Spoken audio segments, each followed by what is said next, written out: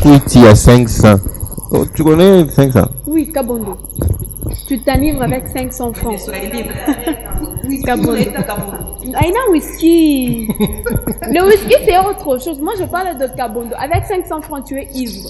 Dans mon canton, on appelle ça chichamba. Hein? Chichamba. 500. Il y a Kasai Neka Makari. Mais ce genre de choses, je crois que c'est pas encouragé du tout. Parce que ça nuit à la santé. C'est pas du tout Quand bien. tu prends ça directement, il faut Je me rappelle, une fois, on est allé faire un reportage au niveau de la 22e région militaire. Il y avait le général Smith qui avait brûlé tout un conteneur qu'il avait attrapé. Donc, c'est pas bien de consommer ce genre de liquide. En tout cas, ce qu'on met là, Rotika. Enfin, le clip de la chanson 500 de Gizmo était sorti il y a pratiquement 2 jours. C'est un featuring avec Chili, 500 francs. Ce titre vraiment été attendu partout. On voulait voir à quoi est-ce qu'allait ressembler les clips de la chanson 500 qui a fait trop les buzz en version audio. Mais on espérant que le clip pourrait aussi remporter beaucoup de millions de vues comme l'audio en question. Bon. Alors, professeur, on est de retour avec notre sujet. Le 17 mai. Mais il n'y a pas seulement le mal que Mobutu a fait. Non. On peut pas. Il a aussi... Ah oui, on ne peut pas l'accabler à ce point. C'est-à-dire, du point de vue des libertés individuelles, il était complètement vache. C'était pas très agréable. Mais par ailleurs, il faut reconnaître que ce pays est uni grâce à Mobutu. C'est un très grand ensemble d'ethnies, un ensemble géographique très important pour l'Afrique. Je pense que vous le savez, il est convoité par énormément de puissances. Mobutu est celui qui a maintenu non seulement l'intégralité du territoire, mais qui a aussi mis en place le sentiment nationaliste. À son époque, Est, hein? Non, il n'y avait pas de guerre à l'Est parce que... Jouer. Non, parce que le contexte géopolitique international favorisait également cela. C'est-à-dire qu'il était le rempart pour empêcher l'idéologie communiste de s'emparer de l'Afrique. Donc, il protégeait les intérêts américains, ce qui signifie qu'il recevait beaucoup de soutien des Américains. Ouais. Et donc, la protection de notre pays était garantie, entre autres, par les Américains. Et donc, si Mobutu n'avait pas été là, probablement ce pays serait déjà divisé en petits morceaux. Ouais. Et donc, déjà l'Est serait déjà parti. Exactement. Et puis l'Est est convoité parce qu'il y a beaucoup de minerais. On les a découverts il n'y a pas très longtemps, mais il y en a beaucoup. Donc Mobutu, on peut lui reconnaître. Et ça, c'est... Moi, je peux même dire qu'il est l'âme du nationalisme. Le père du nationalisme, notre nationalisme, c'est Lumumba. Mobutu est venu donner un peu de contenu, c'est-à-dire cette fierté d'être congolais et d'être attaché au Congo. Je donne un exemple. À un moment donné, dans les années 1990, il y avait encore de remous non, 80, dans les années 1980, il y avait encore de remous de partage du Congo. Et tous les Congolais se sont mobilisés pour s'opposer à ce projet. Et donc ça, c'est à mettre à l'actif de Mobutu, par exemple. Ça, c'est à son acte. Oui, tout à fait. Oui. On va tester un peu la connaissance de... Nous sommes allés à leur rencontre pour poser la question. Que vous rappelle du 17 mai? Il y a eu des réponses. Il y a eu des réponses à reçu. Voilà. On regarde ça.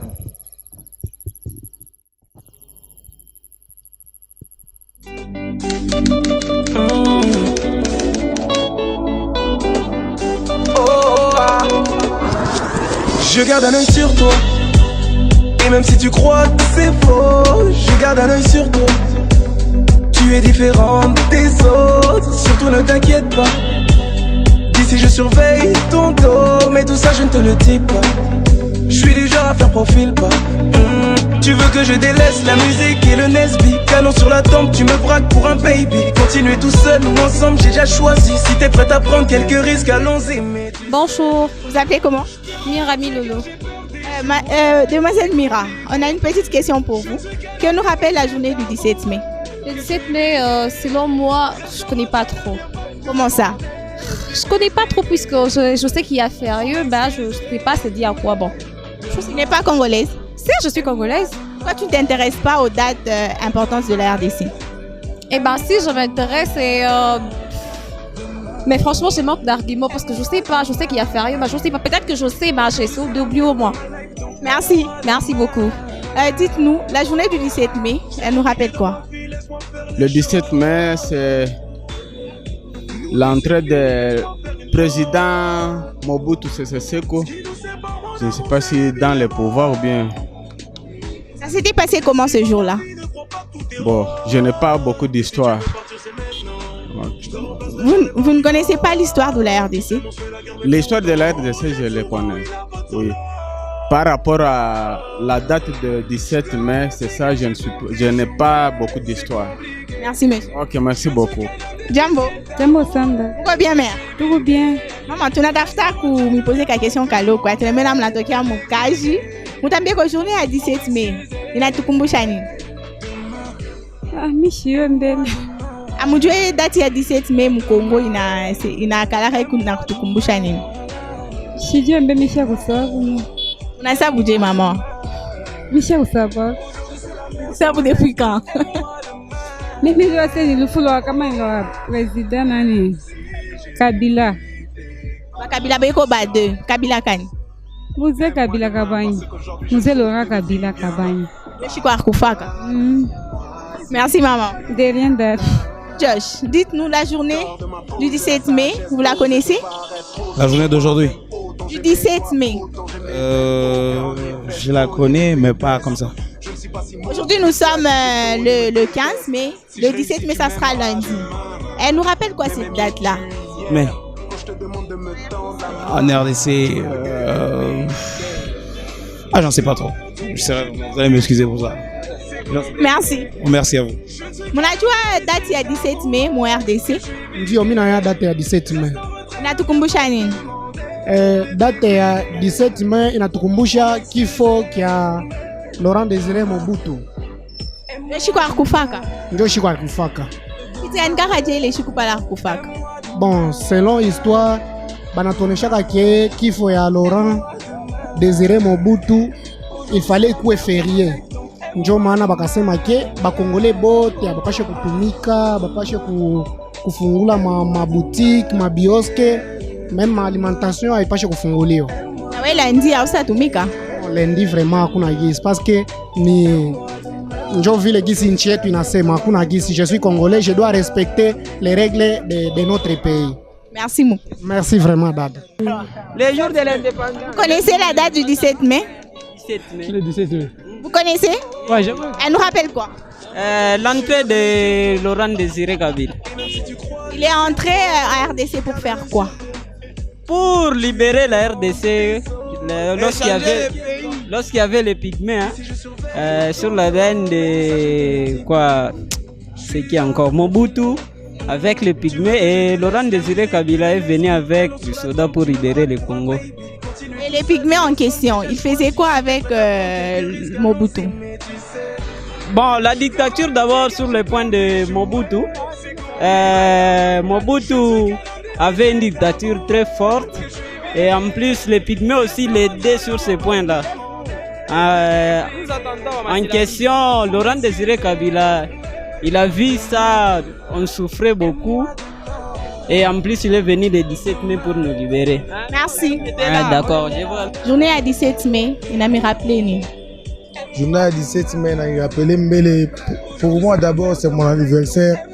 Il est chez nous, mais il faudra qu'on me dise que je suis là, maman Angèle Kaiba. Bon, il a rappelé par anniversaire. Il a rappelé qu'il y a quelqu'un qui répète qu'il y a un Congo et tout. Mon Congo. Bon, mon Congo. Le 17 mai, il y a un Kouyaka. Martyr à Congo. Martyr à Congo. Martyr à Congo, Arfani. Bon. Yo, ça, le 17 mai. Arfani, nous les martyrs, on a ces mots. Agomania Mukini, Kabila Père, doit chier tout couiller mon pays. Bonjour. Bonjour. La journée du 17 mai, elle nous rappelle quoi?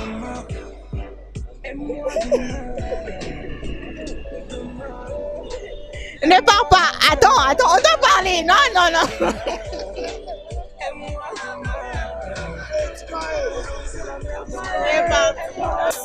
Que vous rappelle la journée du 17 mai? 7 mai ilikuwa ni journée ya Lititi Mboka ya campus ya université ya Lubumbashi. Pia nini ile siku? Kwaka dega ya nguvu sana par rapport ya monsieur Mobutu, par rapport ya ma comportement ranja kuchafishe. C'est les dégâts, mon répète nini clairement. C'est pas jusque là. Amoyajua? Jamais. Vous lisez pourquoi? Amen. Nini? À quoi moi? Merci monsieur. Merci. Vous vous rappelle la journée du 17 mai? 17 mai, c'est na boy makamwana lwengi wana ngana boy wana ngakutu ngazoloba ngai naloba makambo wana le 17 mai za jour ya président de la République na biso Laurent Désiré Kabila le 17 mai nenga sala makambo wana po to koma likolo lelo to bando mona batu moko boye na boye tozoka bien yemoko Félix Chilombo Zamba ko pambola na makambo azosala monenga azosala yebe biso tozozwa ba ikenge. Alors nini le cas qui la journée du 17 mai? Le 17 mai le cas qui ezalaki martyr à Congo. Martyr à Congo basala kini ba martyr angoan. Ba martyr wana basalaki ezalaki tokoloba te talaka ya mboka Congo na biso tokoloba te tochaka na se talaka biso buzoba toboy buzoba. Bonjour. Bonjour. La journée du 17 mai, elle nous rappelle quoi?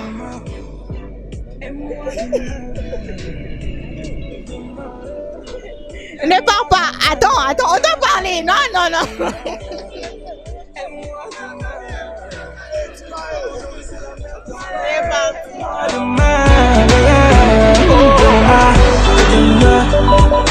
Aime-moi demain, yeah, demain.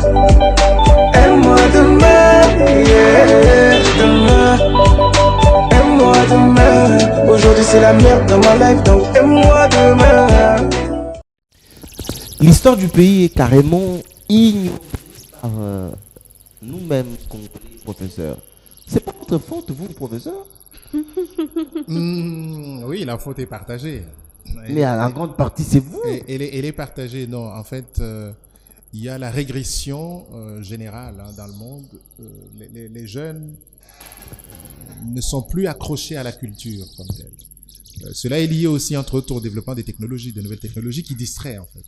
Je me rappelle que j'ai suivi une discussion à la télévision dans un pays occidental où un député proposait qu'on annule le cours d'histoire. Parce qu'en réalité, il disait que l'histoire est dans les livres. Pourquoi on doit la connaître par cœur? Parce qu'on peut aller consulter le livre, savoir ce qui s'était passé.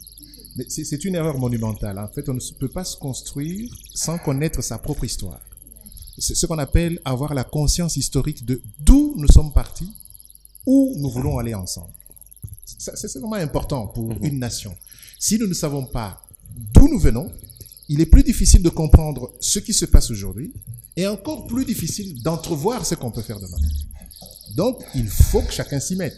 C'est la faute à nous, oui, le programme d'enseignement doit être revisité. D'ailleurs, pas plus tard qu'hier ou avant-hier, nos collègues ont publié un livre d'histoire, un nouveau livre d'histoire du Congo, un peu plus petit, un peu plus adapté aux jeunes, qui a été présenté à la presse hier à Kinshasa. Je le sais parce que j'ai lu ça dans la presse.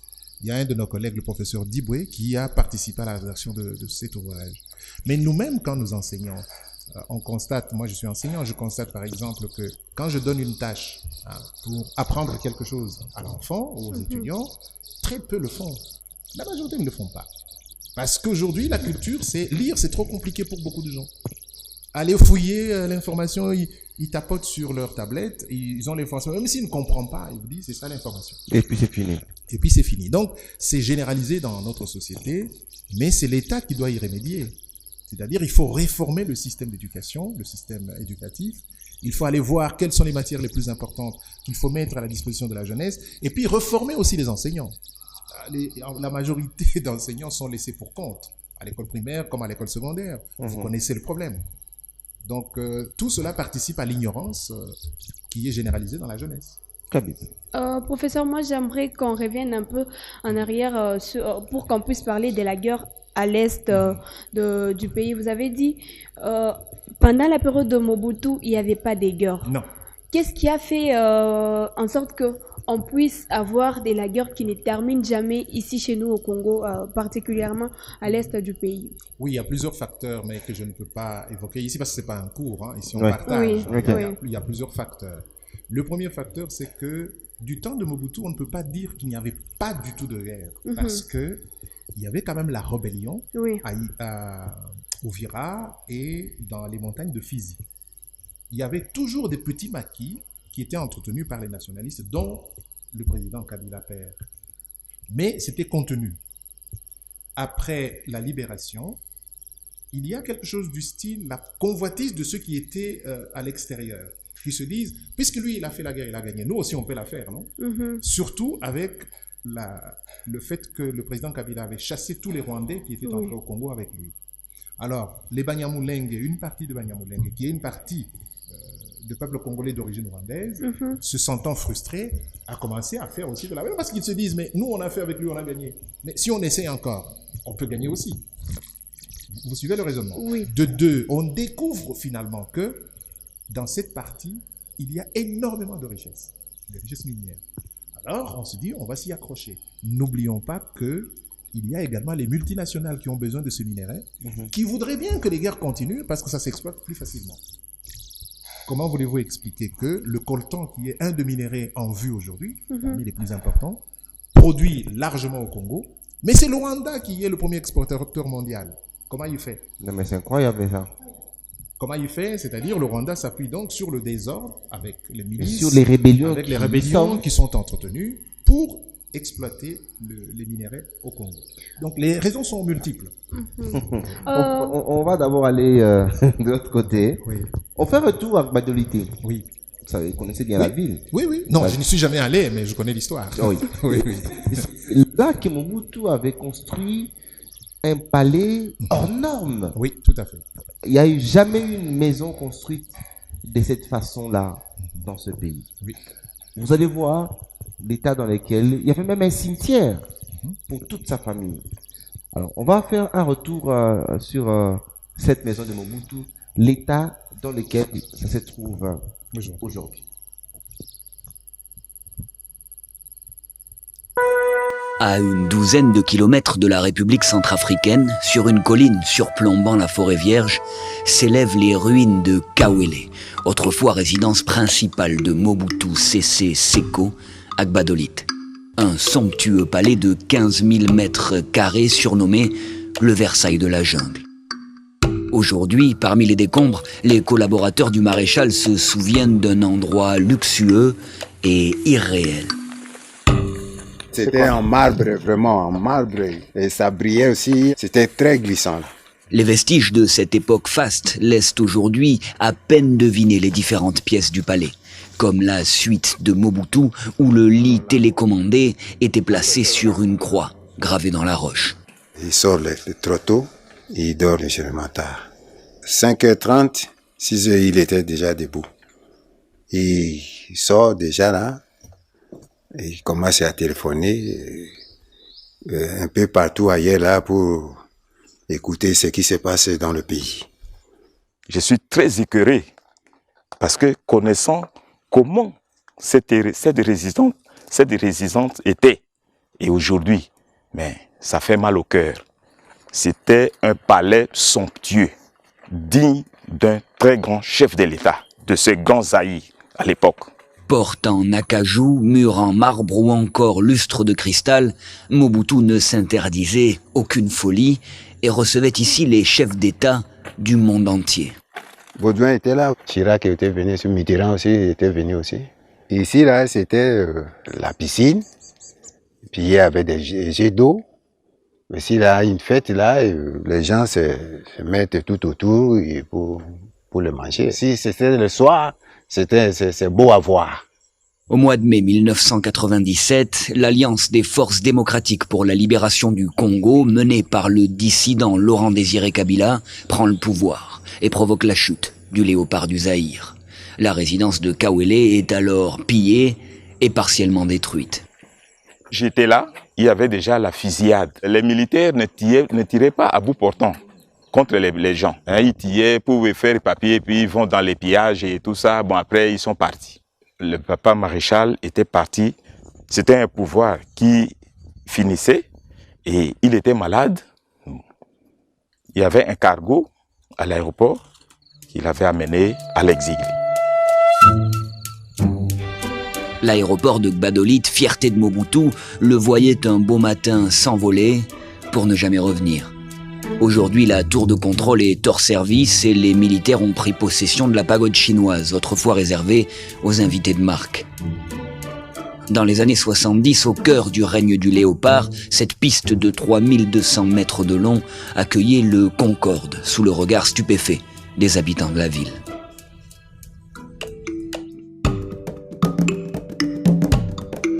En 1967, Gbadolite est un hameau fait de cases en terre cuite. Quelques années après sa prise de pouvoir, Mobutu transforme les lieux. C'est une ville moderne qui sort de terre. Banque, bureau de poste et même une centrale hydroélectrique pour alimenter la région. Un développement anachronique dans cette province coupée du monde. Aujourd'hui, tout à Gbadolite rappelle Mobutu. De nombreux bâtiments figés dans le temps témoignent de ces années extravagantes. Les habitants ont aujourd'hui pris possession de plusieurs chantiers stoppés net il y a 21 ans et aujourd'hui désaffectés. Destiné à accueillir la direction de la Régie des eaux, ce bâtiment est devenu une école où les élèves étudient dans un cadre hors du commun. Certains établissements ont échappé au pillage, comme l'hôtel de luxe Nzekele.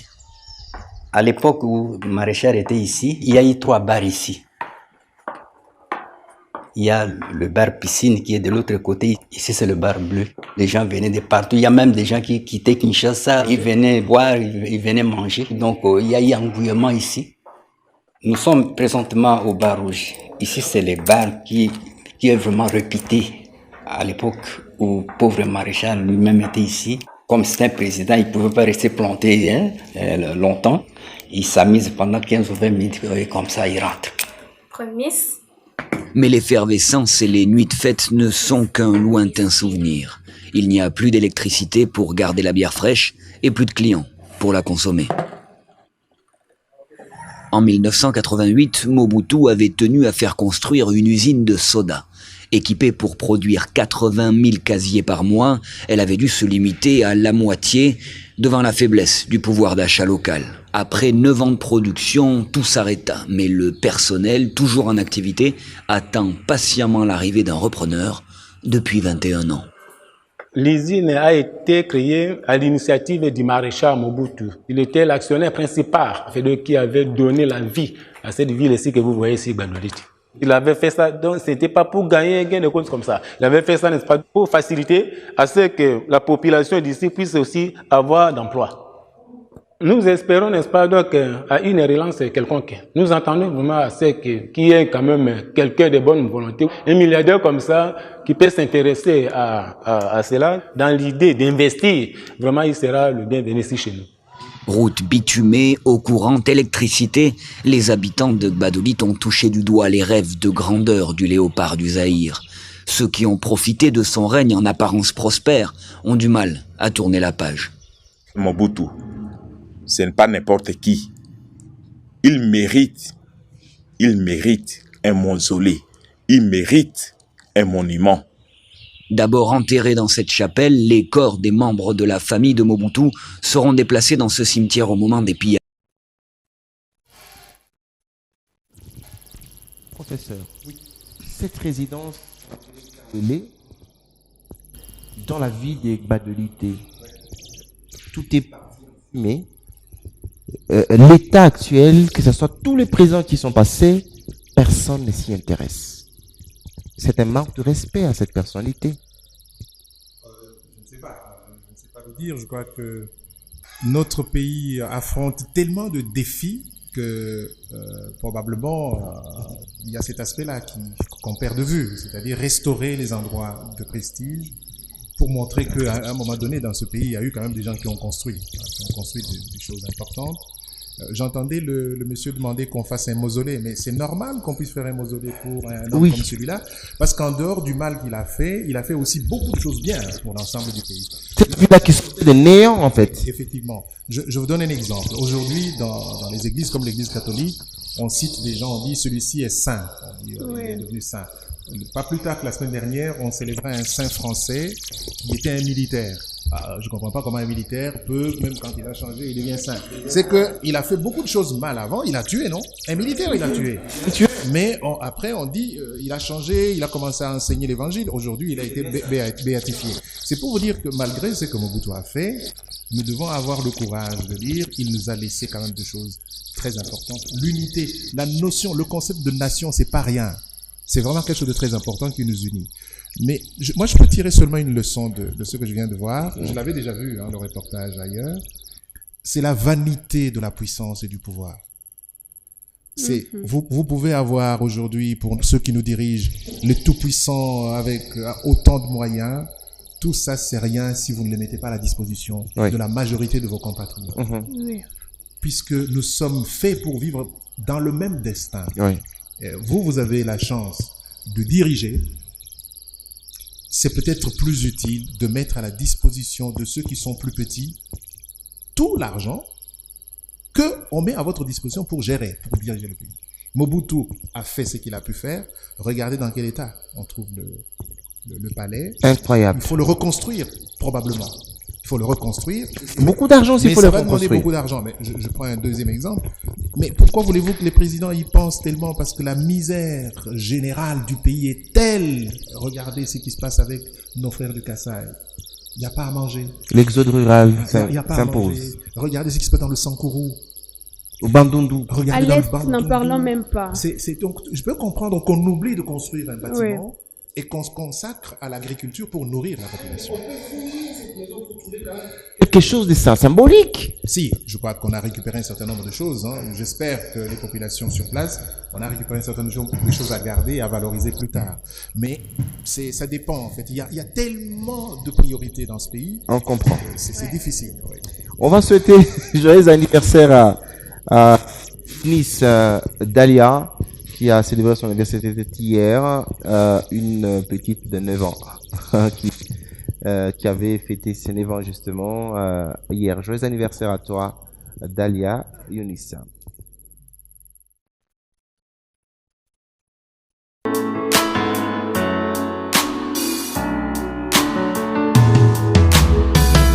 Aujourd'hui c'est ton jour, happy birthday.